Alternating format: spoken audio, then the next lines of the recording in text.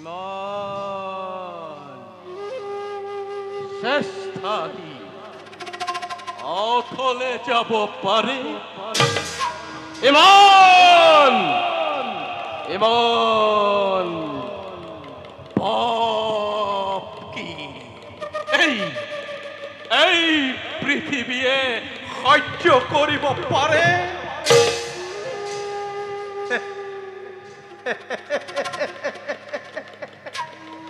মোৰা জন্মৰ সাধনাৰ সফলতা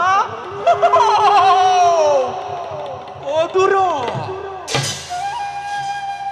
দুৰ্যোধন তুমি তুমি ৰাস ৰাজেশ্বৰ আৰু মই দিনহীন অন্নহীন তুমি তুমি কত জীবিত ভাতার শ্রেষ্ঠ আর মই হত প্রেতাত্মার কনিষ্ঠ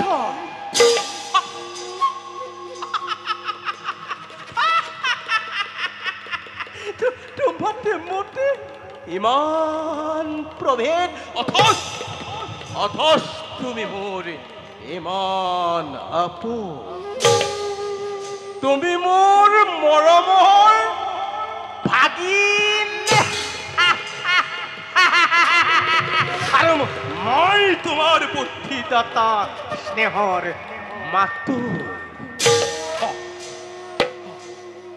আৰু বেছি পৰে নাই আৰু বেছি পৰে নাই ত্ৰিগন্ত্ৰ প্ৰহাৰী লহ লহ জিহ্বা মেলি অগ্নি জ্বলি উঠিছে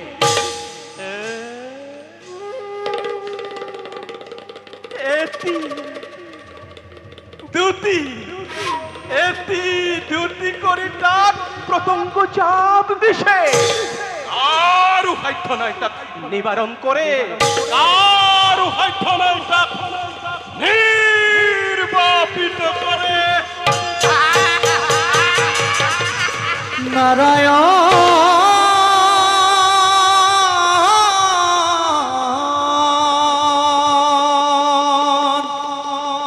ও হে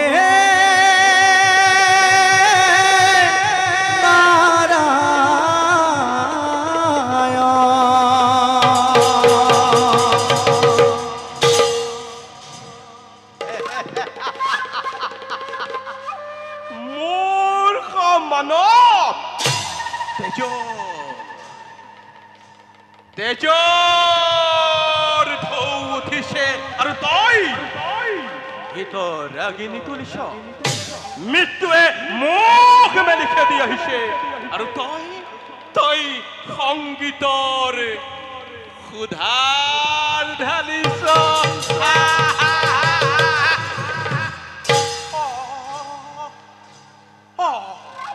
নহয় ঠিক কৰিছ আনন্দ কৰ অলপতে হস্তিনাপুৰ যায় দুৰ্যোধন যায় গুৰুকুল যায় তই আনন্দ কৰ তই উৎসৱ কৰ তই মহু উৎসৱ কৰ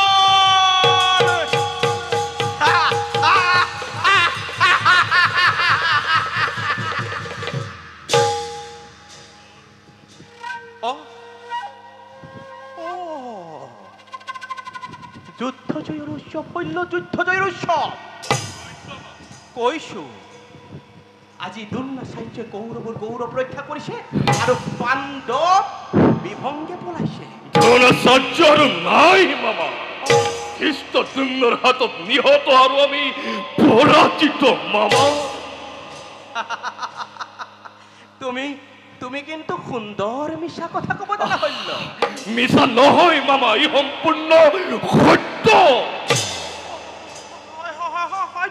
অ মামা সত্য দ্ৰোণাচাৰ্যহঁত কৌৰৱ পৰাজিত কি শুনিলো শৈল্য কি শুনিলো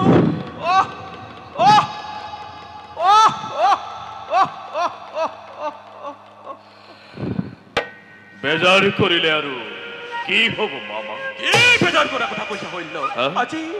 আজি মোৰ বুকু ভাগি গ'ল। চকুৰ আগত মই অন্ধকাৰ দেখিছো। মোক কি শুনালাহি হল্য? মোক কি শুনালাহি? অহ অহ অহ অহ অহ অহ ধৈৰ্য নেহেৰুৱাব মামা। তুমি ধৈৰ্য হেৰুৱালে ধৈৰ্যশালক কোনে সান্তনা দিব? ঠিক কৈছা, তুমি ঠিক কৈছা। মই অধৈৰ্য হোৱা অনুচিত। মই অধৈৰ্য। এতিয়াও আমাৰ শক্তি সামৰ্থ্য আছে। এতিয়াও সময় আছে। মই এতিয়া বুজিব পাৰিছো। ইয়াৰ ভিতৰত কথা আছে। বাৰু চল, এইবাৰ তুমি সেনাপতি হব লাগিব হল্য।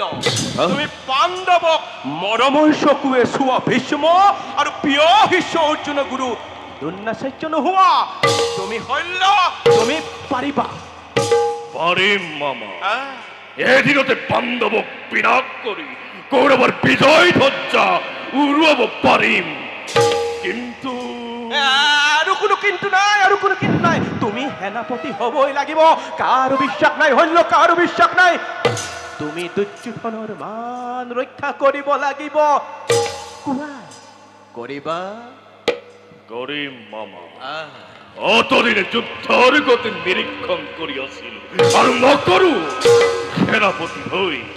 সেনাপতি হৈ শুনা মামা, পাণ্ডৱৰ নাম মচি পেলাম ধৰণীৰ পৰা।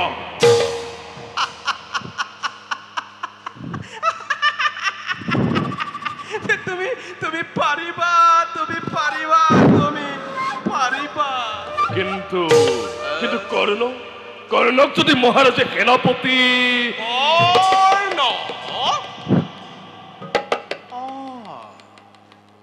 কৰ্ণও কবি, সেইবাবে কোনো চিন্তা নাই হল্য। যোৱা খন্তেক বিশ্ৰাম কৰা গৈ যোৱা।